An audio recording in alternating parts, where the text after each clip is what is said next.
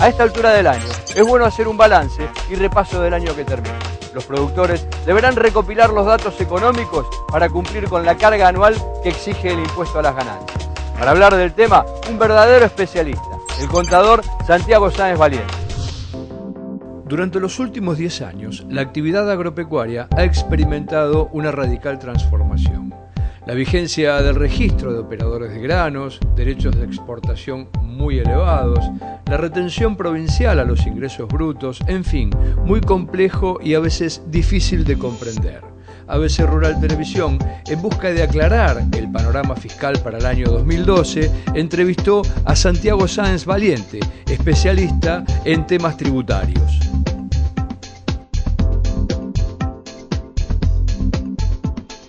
Sin ninguna duda, el panorama fiscal ha sido muy complejo en el año 2011, por varias aristas, cuestiones de situaciones en los diferentes impuestos en particular, y sobre todo también la existencia y la vigencia plena del registro fiscal de operadores de granos, la necesidad de efectuar información, comunicar al fisco cuestiones relativas a los contratos rurales y, por supuesto, también a la capacidad productiva, a aquella existencia de granos que también debe ser necesaria informar.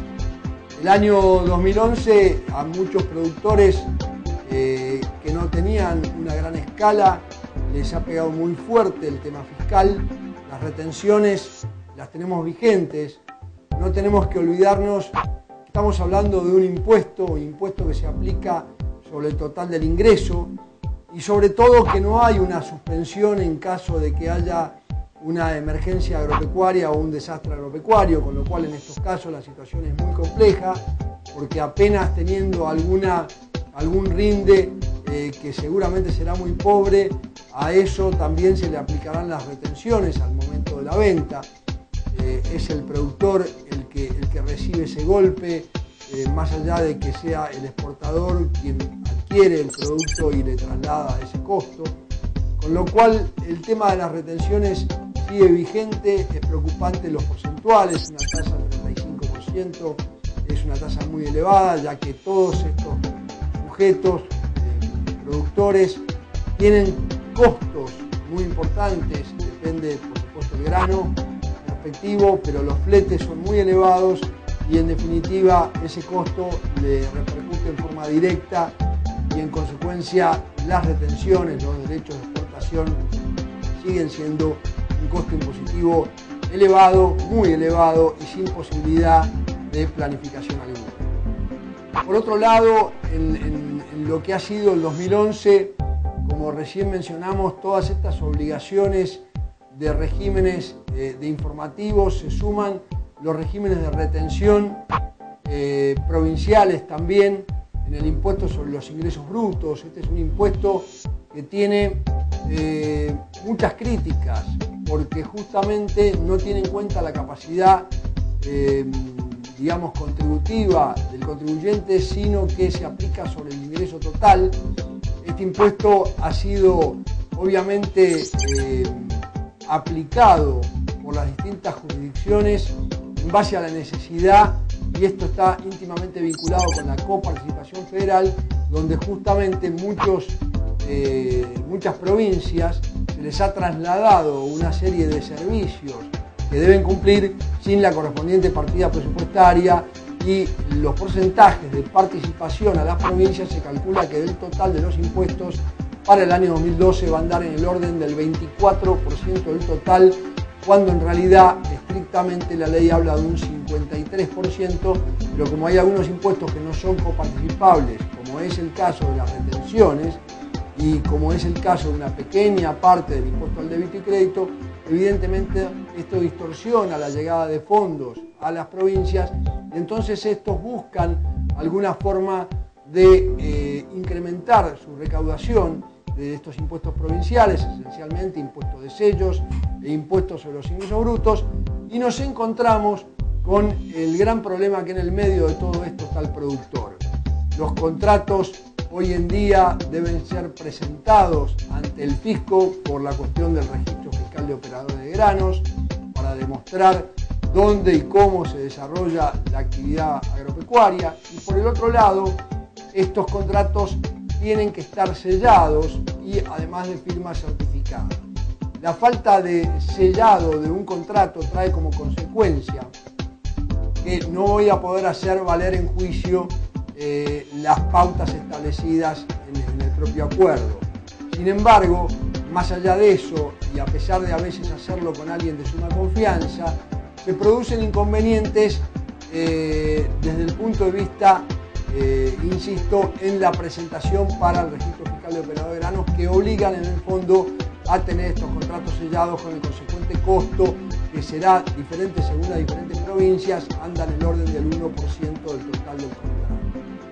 Además, estos contratos también tienen que informarse a través de una resolución, la 2820, y tienen consecuencias muy graves de no presentar esta información, puesto que, por ejemplo, en un contrato de arrendamiento, si no está registrado por medio de esta normativa, el agente pagador va a tener que retener el 28% del total del arrendamiento, y además, si no lo hace, va a tener la consecuencia el pagador de que el fisco pueda impugnarle, es decir, no permitirle la deducción del gasto del arrendamiento. Estamos hablando de montos muy elevados. Esto está establecido expresamente por la ley de ganancias y el fisco en algunas ocasiones lo hace. Es una facultad que el fisco tiene.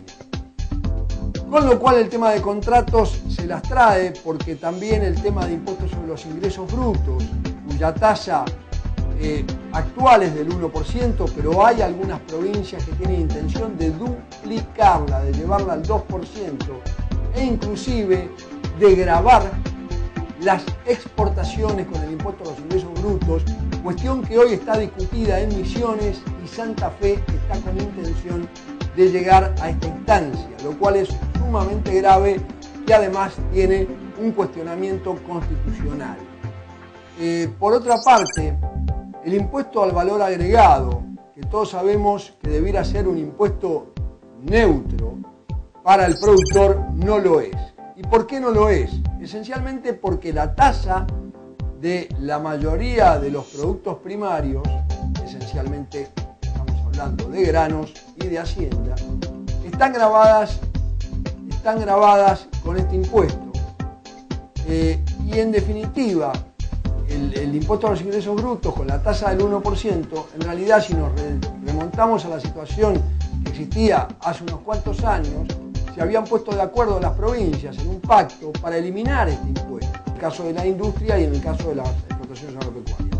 Sin embargo, hoy está vigente plenamente. La tasa del 10,5%, lejos de ser una ventaja, es una gran desventaja, porque la tasa general es el 21%, y en muchas situaciones, y esto está comprobado desde el punto de vista empírico, genera una serie de saldos a favor acumulados, cuyos saldos no son factibles de utilizarse contra otros impuestos. Esto quiere decir que solo se pueden absorber contra futuras ventas.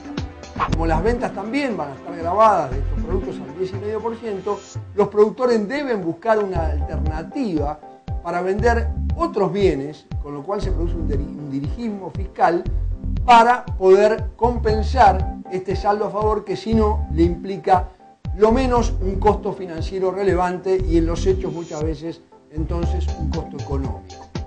El impuesto a valor agregado, en lo que hace a la alícuota reducida, es un verdadero problema, ya que además de este inconveniente de los saldos a favor, además de ello, está el gran problema de que la alícuota reducida es difícil de definir en muchas situaciones, y de hecho el fisco tiene emitidos alrededor de 25 dictámenes para poder definir en situaciones particulares.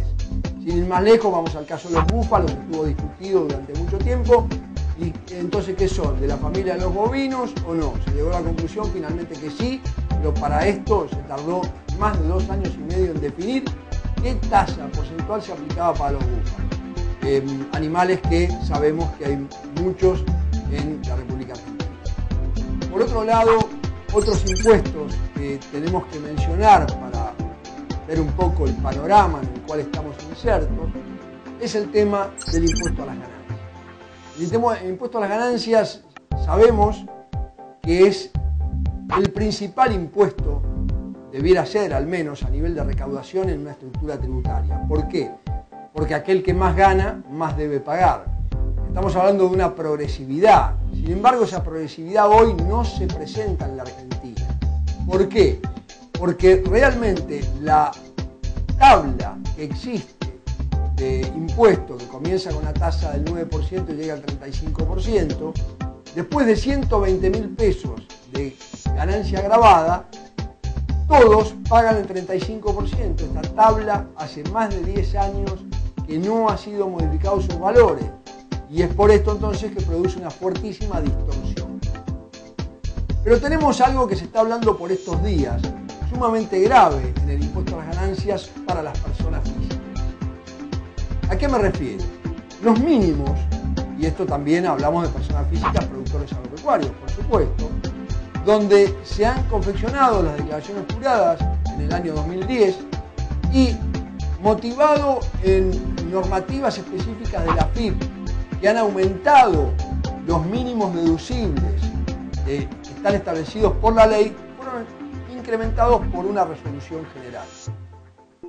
Entonces, para el cálculo del impuesto determinado del año 2010, se tomaron los valores incrementados y la diferencia respecto de aquellos que están establecidos por ley que arrojarían un impuesto mayor,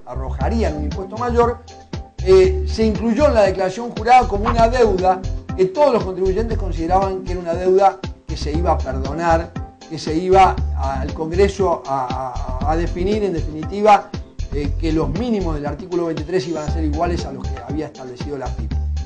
Esto a hoy no fue así y esto produce entonces distorsiones muy grandes porque hubo dos aumentos de un 20% de estos conceptos que reducían bastante el impuesto. Y esto lo sufre también el productor agropecuario, no solo aquellos que trabajan en relación de dependencia. Eso, sin embargo, para las retenciones mensuales no tiene mayor inconveniente porque aplica los mínimos de la AFIP, que son más elevados. Otras situaciones que no quiero dejar de mencionar en el impuesto a las ganancias es la problemática de la ganancia por tenencia, la problemática de la falta de aplicación del ajuste por inflación. Son dos situaciones que se unen cuando yo debo evaluar los granos o debo evaluar la hacienda de invernada, debo evaluar a precios transparentes, a precios de cotización al cierre del ejercicio. Y esto implica que es la única actividad que se obliga a generar toda la ganancia por tenencia. En el caso de actividades industriales o comerciales es en función a los costos, no a los precios de mercado. Con lo cual la actividad agropecuaria se ve perjudicada, puesto que a pesar de no tener operaciones, por ejemplo, un determinado productor, y haciendo abstracción del aumento de kilos o de los nacimientos, tenemos que tener en cuenta entonces que va a haber una ganancia que se llama por tenencia. ¿Por qué?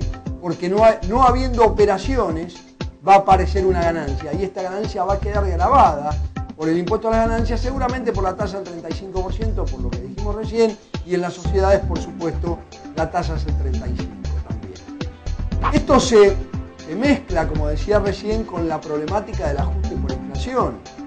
¿Por qué? Porque del año 1992 fue suspendida la aplicación del ajuste por inflación en la Argentina, el coeficiente se considera que es 1, con lo cual no hay actualización. ¿Esto qué quiere decir? Que no hay corrector, no hay ningún ajuste corrector de la ganancia del ejercicio. ¿Y por qué la debo corregir? Bueno, la debo corregir porque está afectada por la inflación. Justamente, un aumento de precio de un producto entre un ejercicio y otro, si el precio específico de ese bien aumentó aproximadamente lo mismo que el porcentaje inflacionario, en realidad no hay ganancia real. Hay una ganancia que es numérica, que es ficticia y debe ser exonerada porque no existe como renta. No es una ganancia sobre la cual debiera pagarse el impuesto. La cosa, como podemos ver, está francamente compleja, ¿no? Tenemos muchas otras situaciones también particulares en el impuesto a las ganancias que nos van a llevar a, de alguna manera, tener distorsiones, porque los topes de los montos han sido también dejados en forma estática, los quebrantos se trasladan sin actualizar, con lo cual el panorama no es muy alentador.